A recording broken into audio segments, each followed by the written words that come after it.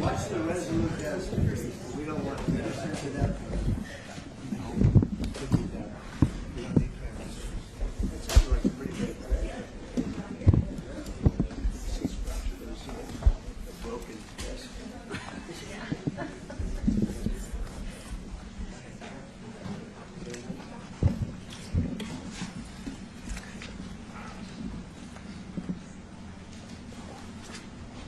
Thank you very much. It's an honor to have a friend of mine because we went through this together and got along very well for my entire period of time. So I knew him as a very young man. Now he's just a young man. And he's done a fantastic job. Mr. President, it's an honor to have you. Thank you. You're doing incredibly for your country. And we appreciate working with you because you want to stop crime, and so do we. And it's very, very effective. And I want to just say hello to the people of El Salvador and say they have one hell of a president. Okay, and I mean that, and I know him well. I know him as a very young man, Marco, even younger than you. You know, he started pretty young. He'll always be younger. Young at heart. But I want to thank you for the great job you're doing. I appreciate it very much. Thank you. Well, it's an honor to be here in the Oval Office with the President and leader of the free world. We're very happy, and we're very eager to help. We know that you have a crime problem, a terrorism problem that you need help with. And we're a small country, but if we can help, we will do it. And we actually turned the murder capital of the world, that was the journalist college, right? Murder capital of the world, into the safest country in the Western Hemisphere. And, you know, sometimes they say that we imprison thousands. I like to say that we actually liberated millions. So, you know, like, It's very good. Who gave him that line? Do you think I can use that? yes. And in fact, Mr. President, you have 350 million people to liberate. But to liberate 350 million people, you have to imprison some. You know, that's the way it works, right? You cannot just, you know, free the criminals and think crime's going to go down magically. You have to imprison them so you can liberate 350 million Americans that are asking for the end of crime and the end of terrorism. And it can be done. I mean, you're doing it already. And I'm sure that people have seen the change in the streets. A long way to go because you're just initiating your second term. But it's clear that, you know, with the numbers at the border, you know, even in Democrat-run cities, they get a help from the work you're doing. So I'm really happy to be here, honored, and eager to help. Well, we had a terrible thing happen. We had an administration that allowed people to come in freely into our country from not only South America, but from all over the world. Many from the Congo in Africa, Asia, all over the world, Europe, rough parts of Europe. And they came from prisons, and they came from mental institutions, and they came from gangs, and the gangs of Venezuela and other places. And hundreds of thousands and even millions of them came. 21 million people altogether, but many of the people that came, just a tremendous percentage of them were criminals, in some cases violent criminals. We had 11,088 known murderers. Half of them murdered more than one person. This was allowed by a man who, what he did to our country is just unbelievable. So we're straightening it out, we're getting him out. But what they did and what that party did to our country, open borders, anybody could come in. As soon as I heard that, I said, every prison's going to be emptied out into our country. That's what happened. And we're straightening it out, and we just had numbers. We had the highest recruiting numbers in the history of our country going into police departments. And a year ago, we had the lowest numbers. You couldn't hire a biggest change. Yeah. Nobody's ever seen. The lowest to the highest. And the military now, Marines, the Army, Air Force, Coast Guard, every slot is, I mean, we have the best numbers we've ever had. We call it recruitment numbers. And we've never had anything like it. We had records on at every single level. But very important, the policemen. The policemen are joining forces now. That we're having a hard time with policemen because we weren't protecting our police. Yeah. And we cherish our police. The police are great, and the firemen and everybody else. But we have the highest numbers that we've ever had, the most enthusiasm. Great enthusiasm and on trade and other things. We're doing great. We're taking in billions and billions of dollars. We made 2 weeks ago. I gave them a little bit of a pause because you have to show a little flexibility. But we go back to what we have to do. The markets have been very strong once they got used to it. But we were losing $2 billion a day. There's no company big like this. This is the biggest deal ever made. Now we're making $3 billion a day. We're a great country, but we had stupid people running this country, and I can say it. But what they've done to us at the border should never and can never be forgotten. It's a sin, what they did, and you are helping us out, and we appreciate it. Thanks. Actually, what you're doing with the border is remarkable. It has dropped, what, 95%? It's incredible. As of this morning, 99%, 99.1% to be exact. Why are those numbers not in the media? Well, they get out with the fake news, like CNN over here doesn't want to put them out because they don't like putting out good numbers. They only like putting out because I think they hate our country, actually. Yeah, but it's a shame. You're right. Isn't that a great question? Why doesn't the media? Why don't they put out numbers? Yeah, 99%. I mean, it's crazy, right? We're doing It's great. a crazy turnaround. Christy, could you maybe say a couple of words about the border? How we're doing? It's just been absolutely phenomenal what a great leader can do. Clear direction. Our laws matter. We should only have people in our country that love us, and the Border Patrol and our ICE officers and law enforcement officers have done fantastic work. So we're proud of them. Now we just need to get the criminals and murderers and rapists and dangerous gang members and terrorist organizations out of our country. So, Mr. President Bukele, we thank you very much for your partnership. It has been wonderful for us to be able to have somewhere to send the worst of the worst and someone to partner with. And we'd like to continue that partnership because it's been a powerful message of consequences. Mr. President, you wanted people to know that there was consequences if you break our laws and harm our people and endanger families. And this is a clear consequence for the worst of the worst that we have somewhere to put them. Thank you very much. Yeah, we even had this gang member from Venezuela, one of the ones you sent, and we interviewed him just to get some information, etc. from them. And he said, oh, well, I got arrested 6 times, but they released me the 6th time, so I should be released again. And then I said, well, what's the last thing you do? And he said, well, I shot a cop in the leg, but I didn't kill him. I just shot him in the leg.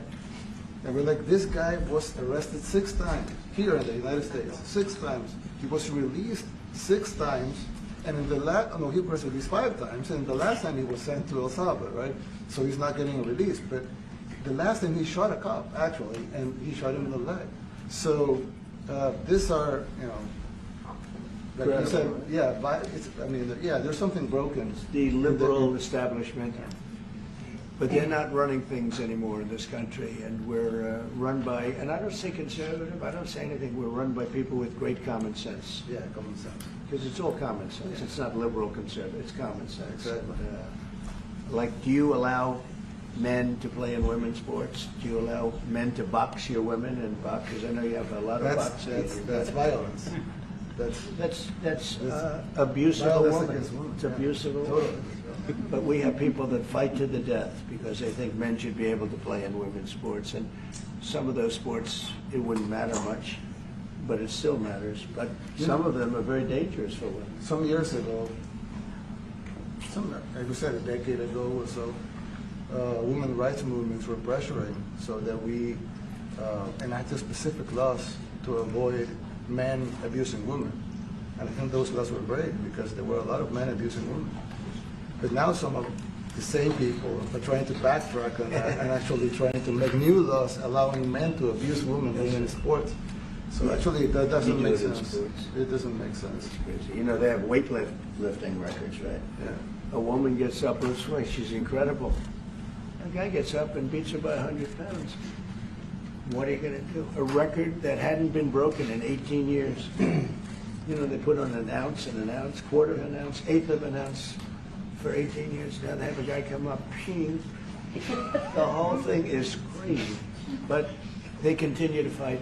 And I don't like talking about it because I want to save it for just before the next election. I said, my people, don't even talk about it because they'll change. And but I watched this morning. There was a congressman fighting to the death for men to play against women in sports. And you say to yourself, why? What are they doing, right? What are they doing? But your country's not too big in that. No, of course not. We're big in protecting women. Good. That's a very important form of protection. Yeah. And as you can see, most of my cabinet are women, so. That's impressive. Yeah. That's why you're And running. they're not DEI hires or anything. They're just great at what they do. Right? That's right. This is very impressive. Yeah, This no. is a first. We've had women, but we've never had 3 of them right here. 4 and 3 Look men. at what we have. You guys feel a little bit mistreated? That's good. I like it. We've been advanced. I've been very advanced in that regard too. We have Pam, who's been so fantastic. Christy, and the most powerful woman they say I anywhere. know, exactly. She's rated. They're all afraid of her. Susie Wells, they say, oh, she's tough. Most powerful woman in the world, according to magazines. What do I know? Yeah. But I think she probably is. Yeah. Yeah, she probably is. Congratulations. And you know Stephen, who's done such a great job. We have great people. Very famous too. But we love working with him. He really lets them have it. Right? Yeah, exactly. There's no games. No. It's very good. He knows. Do you have any questions, please? President Trump? No, let's not start Mr. with President. CNN because they're just so Mr. President. wrong. Yeah, please. Yeah, thank you, Mr. President. You repeatedly mentioned last night that Russia's attack on Ukraine was a mistake.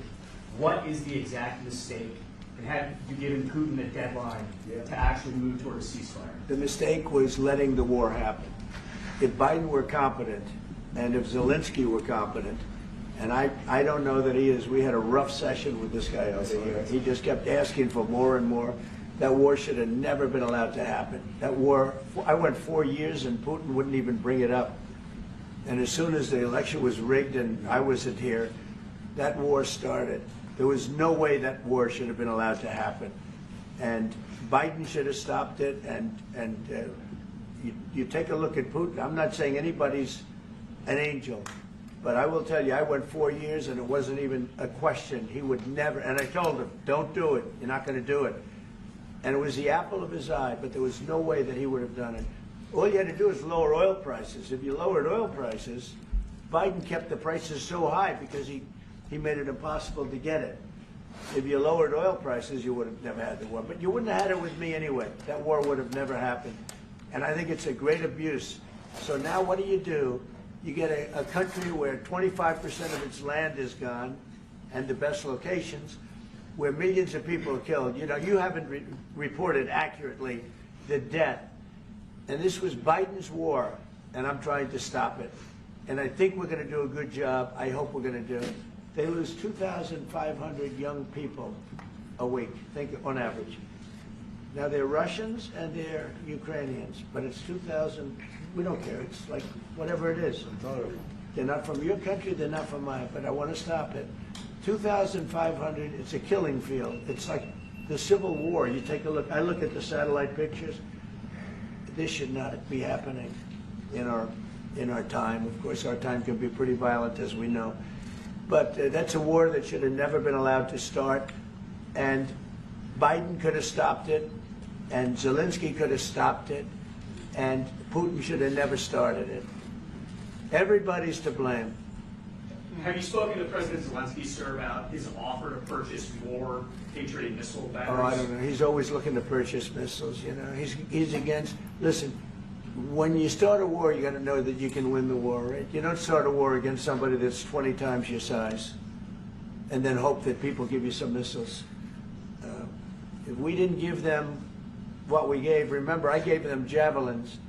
That's how they won their first big battle with the tanks that got stuck in the mud, and they took them out with javelins. They have an expression that Obama at the time.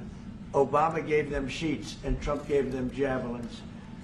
But there's something that should have never happened. It's a really shame. The towns are destroyed. Towns and cities are, largely destroyed. They have the spires, the beautiful spires that go up. They say they were the most beautiful in the world in Ukraine for whatever reason, but the most beautiful in the world, they're mostly laying on their side, shattered and broken. And most importantly, you have millions of people dead. Millions of people dead because of 3 people. I would say 3 people. Let's say Putin, number 1, but let's say Biden, who had no idea what the hell he was doing, number 2, and Zelensky. And all I can do is try and stop it. That's all I want to do. I want to stop the killing. And I think we're doing well in that regard. I think you'll have some very good proposals very soon. Last question, sir. Have you attributed a motive through the FBI investigation behind the attack on Governor Josh Shapiro over the weekend? No, I haven't, but the attacker was not a fan of Trump, I understand, just from what I read and from what I've been told. The attacker basically wasn't a fan of anybody. It's probably just a whack job. And certainly a thing like that cannot be allowed to happen. Good relation with President Bukele, the best guarantee that this time you won't terminate the temporary I have protected a status. great relationship with this man. I have the best relationship with him. We've known each other. I've known him since he was a very young man, as I said, very, very young, and I was impressed. I said, look how this guy is. In fact, you sort of look like a teenager. You look like a teenager. I said, what kind of a country is this? He grew up well in the last 5 years. Do you support the extension for nationals of El Salvador under I temporary support protected him. status? Do you plan to ask Let's hear the question from this very low-rated anchor at CB. Thank you, President. Do you plan to ask President Bukele to help return the man who your administration says was mistakenly Which one is it? deported? The man who was mistakenly deported to El Salvador? Well, let me ask Pam, would you answer that question? Sure, President. First and foremost, he was illegally in our country. He had been illegally in our country. And in 2019, 2 courts, an immigration court and an appellate immigration court, ruled that he was a member of MS-13 and he was illegally in our country. Right now, it was additional paperwork had needed to be done. That's up to El Salvador if they want to return him. That's not up to us. The Supreme Court ruled, President, that if, as El Salvador wants to return him, this is international matters, foreign affairs, if they wanted to return him, we would facilitate it, meaning provide a plane. So will you return him, And President? you are doing a great job. Thank you. you. Stephen Miller, wait a minute. Can you just also respond to that question? Because, it's asked by CNN, and they always ask it with a slant, because they're totally slanting, because they don't know what's happening. That's why nobody's watching them. But would you answer that question also, please? Yes, gladly. So, as Pam mentioned, there's an illegal alien from El Salvador. So, with respect to you, he's a citizen of El Salvador. So, it's very arrogant even for American media to suggest that we would even tell El Salvador how to handle their own citizens as a starting point. As 2 immigration courts found that he was a member of MS-13. When President Trump declared MS-13 to be a foreign terrorist organization, that meant that he was no longer eligible under federal law, which I'm sure you know, you're very familiar with the INA, that he was no longer eligible for any form of immigration relief in the United States. So he had a deportation order that was valid, which meant that under our law, he's not even allowed to be present in the United States and had to be returned because of the foreign terrorist designation. This issue was then, by a district court judge, completely inverted, and a district court judge tried to tell the administration that they had to kidnap a citizen of El Salvador and fly him back here.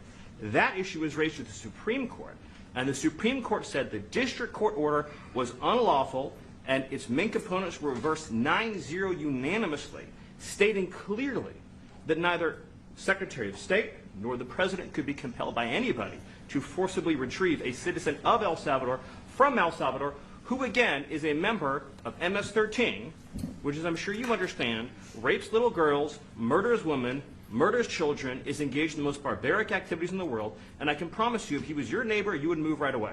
So you don't plan to But the ask for Supreme anything Court is to get asking it back? to, And that- what was the ruling that- in the Supreme Court, Steve? Was it 9-0? Yes, it was a 9-0 In our favor. in our favor against the district court ruling, saying that no district court has the power to compel the foreign policy function of the United States. As Pam said, the ruling solely stated that if this individual, at El Salvador's sole discretion, was sent back to our country, that we could deport him a second time.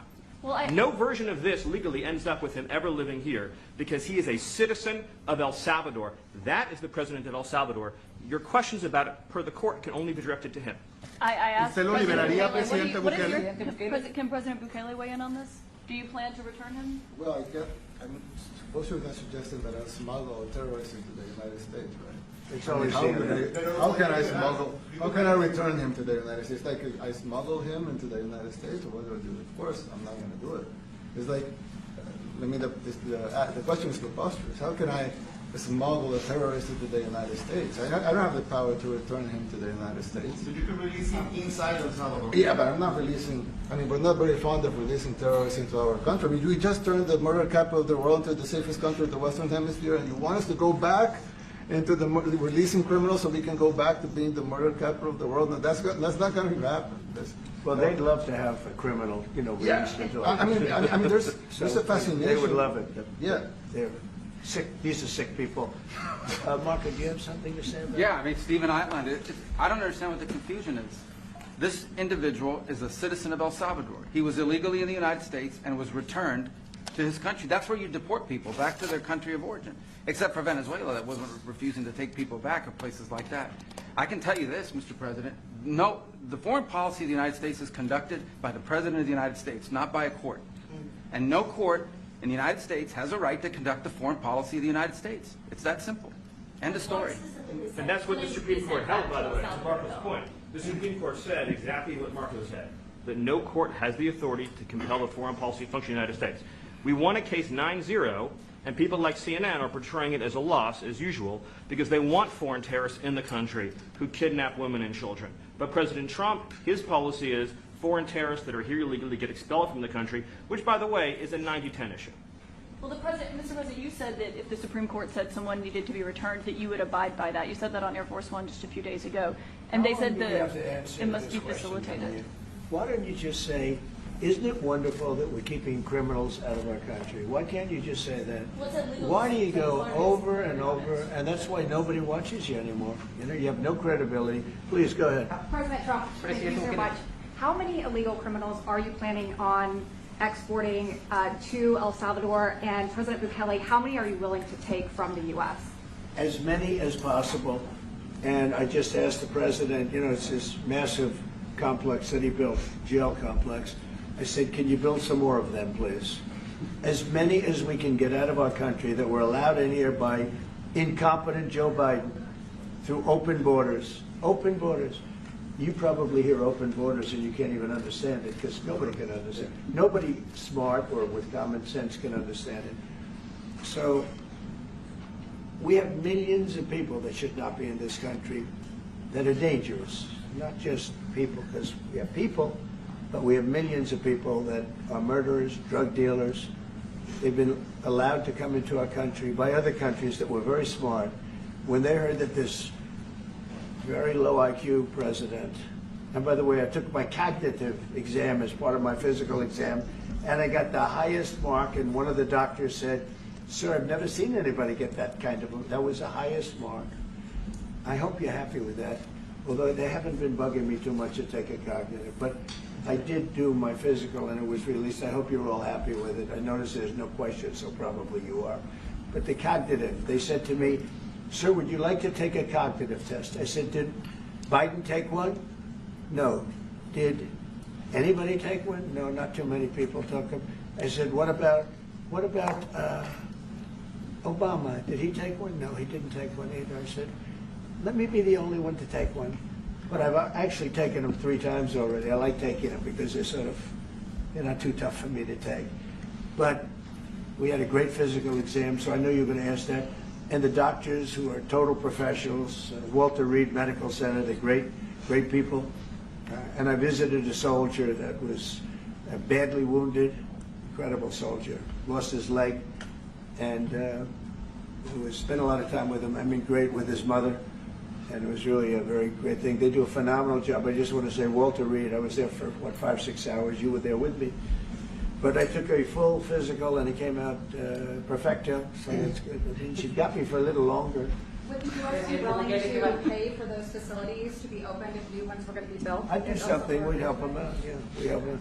They're great facilities, very strong facilities, and they don't play games.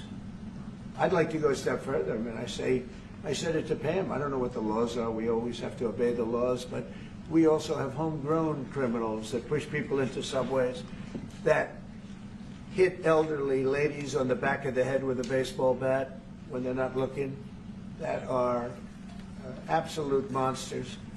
I'd like to include them in the group of people to get them out of the country, but you'll have to be looking at the laws on that, Steve, okay? President, How essential is it for you guys to be locking up these prisoners? And do you think more presidents should follow suit like you guys as far as taking a hard stance on crime here in the United States? Well, I do. I think everybody has to. I mean, the president said it better than anybody. He said, you know, you have liberty and you have to have liberty, but to have liberty, not everybody is going to be good. And, you know, some are bad because they're sick. They're mentally deranged. They're bad. Why do you think then you have to take them, if you're going to have a country, you're going to have to take those people out. And we've been doing that. But this was like an unforced error, they would call it, where we had people that may hate our country, or maybe they're just stupid people. I think they're probably stupid people more so. A lot of people said they did it for the vote, but I did better with Hispanic people than they did, because they always use Hispanic. I did better. You people love me. I saw my poll numbers in your country. I'm through the roof, right? 91%. Some people think they do it for the vote. But they don't have to do it for the vote. They cheat, you know, they're professional cheaters. That's about the only thing they do well. So we just have had a great relationship, and it's become bigger because of a strange thing that happened. You know, I came back, we had no war in Ukraine, we had no October 7th, Middle East problem, we had nothing, we had no inflation. We didn't have the Afghanistan, most embarrassing moment in the history of our country, the Afghanistan, not withdrawing, because I would have been out, you know, I had it all set to bring people out with dignity and pride. That was the worst, most embarrassing moment in the history of our country, Afghanistan. We didn't have any of that. You wouldn't have had the war with Russia, Ukraine. You wouldn't have had the Middle East problem because Iran was broke. They had no money because we had secondary sanctions on and lots of other sanctions. And now every single thing, got a problem with Iran, but I'll solve that problem. That's almost an easy one. We got to solve a war that should have never started, Ukraine and Russia, and we'll get that solved. And we have to solve problems, and we already solved inflation. You know, if you look at the numbers are incredible, actually. Stock market's up, and we're not letting other countries take advantage of this country like they have for the last 40 years. So thank you very much. You have a question, please? Yes, Mr. President, thank you so much. You scored another major investment win this morning when NVIDIA pledged to build its AI supercomputer, the first time ever, right here in the United States. Thank you. That's a question I like. That's true. What is your reaction to this announcement, sir, and how will this positively benefit Americans across the country? Well, it's one of the biggest announcements you'll ever hear, because NVIDIA, as you know, controls that almost the entire sector, which is one of the most important sectors in the world, between chips and semiconductors and everything else. And they're the biggest, and the other biggest we already have coming in and spending $300 billion, as you know. They announced 2 weeks ago. But NVIDIA is so highly respected, and this was an announcement that a lot of people, I knew it was going to happen, but not to the extent that it happened. It's big. And the reason they did it is because of the election on November 5th and because of a thing called tariffs, as I say, the most beautiful word in the dictionary. After love, God, relationship, the press actually hit me and said, tariff is the most beautiful word in the dictionary. What about family, love, God. I got hit even on that. You understand? I said, okay.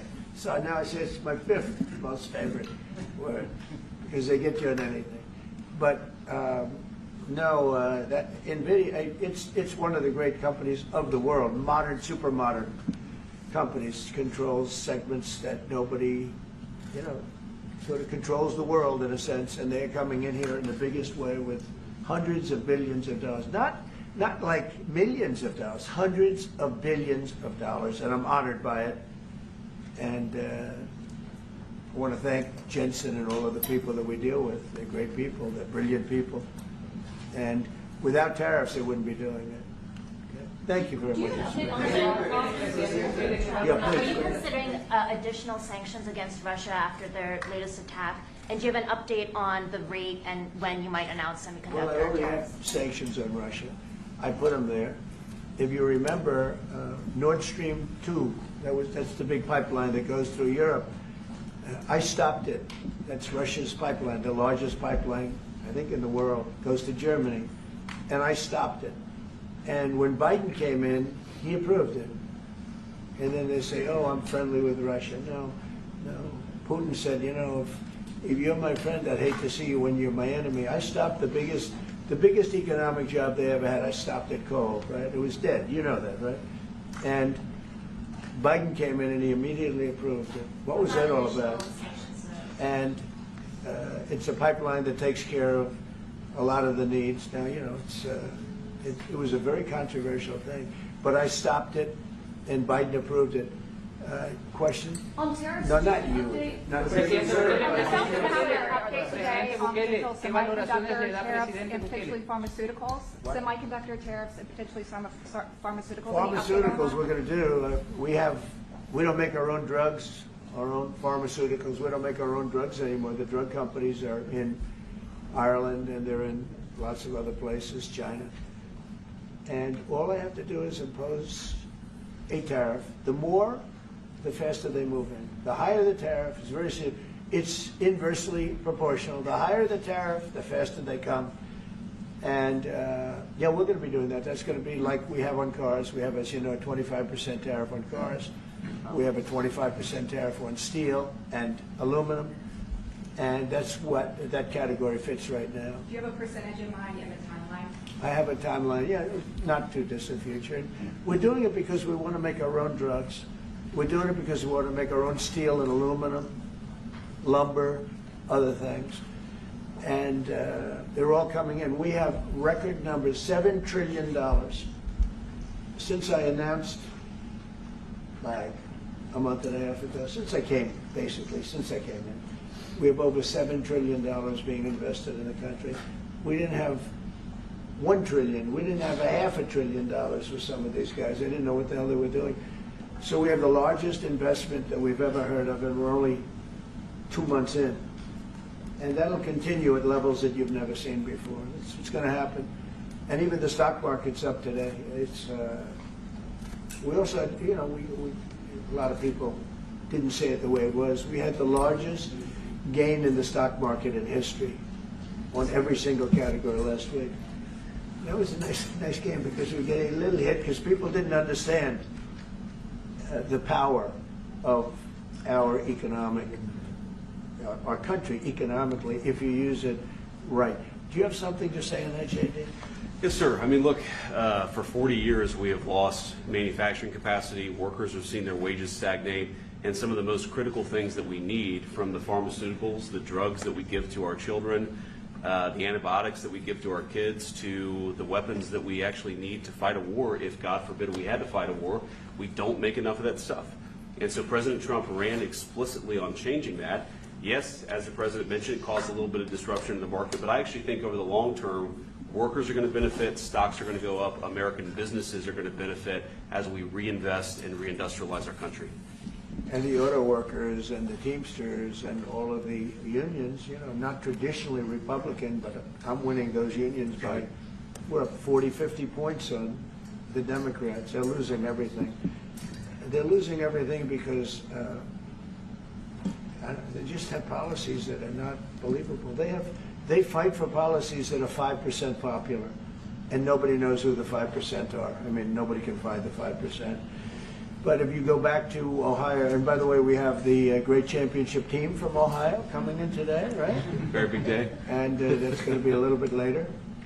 And that'll be, if you want to stick around, I'll introduce you to some nice people. You'll see some very large people, right? You'll see some people that even you have not seen people like this.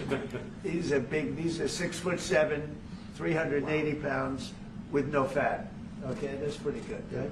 But the team, the national championship team, is being honored today at the White House, so that'll be exciting. If you're around, want to stay around, I'll have you up there. You can tell them all about your prison, how you have to behave. Okay. Who else? Are those exemptions on electronics? You said yesterday that you're making a decision on Iran very quickly. What do you mean by that? Is that a decision to strike Iran? Solve their problem very quickly. Iran wants to deal with us, but they don't know how. They really don't know how. We had a meeting with them on Saturday. We have another meeting scheduled next Saturday. I said, that's a long time. You know, that's a long time. So I think they might be tapping us along. But Iran has to get rid of the concept of a nuclear weapon. They cannot have a nuclear weapon. He can't have a nuclear weapon. Nobody can have, we can't have anybody having nuclear weapons, you know? We can't have nuclear weapons. And I think they're tapping us along because we're so used to dealing with stupid people in this country. And I had Iran perfect. You had no attacks. You would have never had October 7th in Israel, the attack by Hamas, because Iran was broke. They were stone cold broke when I was president. And I don't want to do it. I want them to be a rich, great nation. The only thing is, one thing, simple, it's really simple, they can't have a nuclear weapon. And they got to go fast, because they're fairly close to having one. And they're not going to have one. And if we have to do something very harsh, we'll do it. And I'm not doing it for us, I'm doing it for the world. And these are radicalized people, and they cannot have a nuclear weapon. Does that include a potential strike on Iranian nuclear facilities? Of course it does. And just a follow-up question, a clarification. You mentioned that you're open to deporting individuals that aren't foreign aliens but are criminals to El Salvador. Does that include potentially U.S. citizens fully naturalized Americans? If they're criminals and if they hit people with baseball bats over their head that happen to be 90 years old, and if they rape 87-year-old women in Coney Island, Brooklyn, yeah, that includes them. What, do you think there's a special category of person? They're as bad as anybody that comes in. We have bad ones too. And I'm all for it. Because we can do things with the president for less money and have great security. And we have a huge prison population. We have a huge number of prisons, and then we have the private prisons, and some are operated well, I guess, and some aren't. But he does a great job with that. We have others that we're negotiating with too. But no, if it's a homegrown criminal, I have no problem. Now, we're studying the laws right now. Pam is studying. If we can do that, that's good. And I'm talking about violent people. I'm talking about really bad people. Really bad people. Every bit as bad as the ones coming in. And I made the statement when I heard about this a long time ago now, 4 years ago. When I heard that this guy was having open borders, I said every single criminal from all over the world is going to be dumped into our country. And that's what happened. Jails. The jails of the Congo were emptied out. The jails of Venezuela were emptied out. And you know what happened? Their crime went way down. But now Venezuela has other problems. You know what the problem is? They have no money. Yeah. Because I shut off their oil, and we put secondary tariffs because they're not doing what's right over there. They know what to do. We spoke to them. I spoke to them. They know what to do. But they have no money. Venezuela has no money. But Iran had no money. And Iran behaved so beautifully. And then Biden took all those secondary tariffs and tariffs on.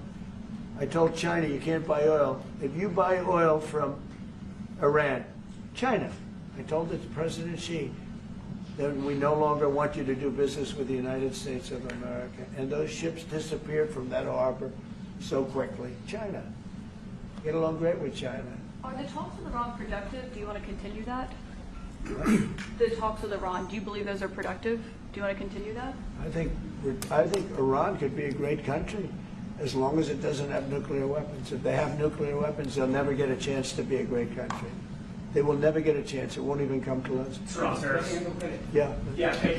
Yesterday you mentioned short-lived product exemptions. Which specific products are you considering, and how long is short-lived? Weeks, months? I'm looking at something to help some of the car companies where they're switching to parts that were made in Canada, Mexico, and other places, and they need a little bit of time because they're going to make them here, but they need a little bit of time. So I'm talking about things like that. What about any Apple products, other cell phones? Look, I'm a very flexible person. I don't change my mind, but I'm flexible. And you have to be. You just can't have a wall and you'll only go. No, sometimes you have to go around it, under it, or above it. There'll be maybe things coming up. I speak to Tim Cook. I helped Tim Cook recently, and that whole business. You know, I don't want to hurt anybody, but the end result is we're going to get to the position of greatness for our country. We're the greatest economic power in the world if we're smart. If we're not smart, we're going to hurt our country very badly. We lost with China over the Biden years trillions of dollars on trade. Trillions of dollars. And he let them fleece us. And we can't do that anymore. And you know what? I don't blame China at all. I don't blame President Xi. I like him. He likes me. I mean, you know, who knows? Who the hell cares? Do you have any updates on talks? But you know with what? China? What? Do you have any updates with talks with China? No, let me just tell you this. I don't blame China. I don't blame Vietnam. I see their meeting today. Is that wonderful? That's a lovely meeting. They're meeting like trying to figure out how do we screw the United States of America. Don't forget, the European Union was formed to do just that. The European Union was formed to hurt the United States and on trade. And they get us on NATO because they don't pay their bills. But now, since I got involved, they have been paying their bills. I took in over $600 billion for NATO. Nobody took in anything. I mean, they were all delinquent. They had 8 nations out of 28 paid their bills. The rest of them were way delinquent. And I said, if you don't pay your bills, we're not going to protect you anymore. And the money poured in over 600. The Secretary General last week made that statement. He said, I've never seen anything like it. We couldn't get anybody to pay because the United States was footing the bill for NATO. Well, we got hurt there, and we got hurt on trade, likewise, European Union. And they've got to come to the table, and they're trying to. They're trying to. But the European Union has taken terrible advantage. They don't take our food products. They don't take our cars. We have millions of their cars, BMW, Volkswagen, Mercedes-Benz, many others. They come in by the millions. They don't take, there are no Chevrolets in Munich, I can tell you that. I said to Angela Merkel when she was there, as she was letting millions of people infiltrate Germany, which was not so good from, we would call them illegal immigrants, but she made them legal. But I said to her, and I get along with her very well, I said, how many Chevrolets do we have in Munich or Frankfurt? Why, none, Donald, none. I said, you're right. And yet we take in millions and millions of cars. No, those days are over. Okay, thank you very much, everybody. Thank you, guys. Thank you, guys. Thank you, guys. Mr. President, can you comment on the FTC's case against Meta and Mark Zuckerberg? Thank you, press. Thank you, Nayib. Thank you. Thank you, guys. Let's go. Let's go. Thank you. Let's go.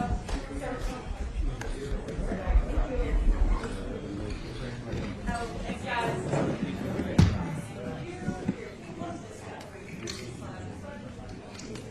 Thank you. Thanks, guys. Welcome. Thank you, press. Thank you, press.